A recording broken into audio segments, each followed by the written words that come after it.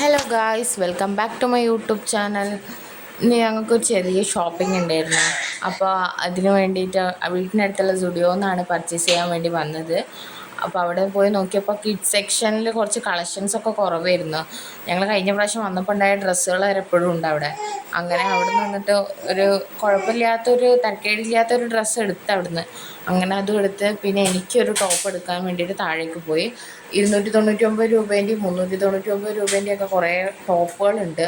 പിന്നെ 799 ഉണ്ട്.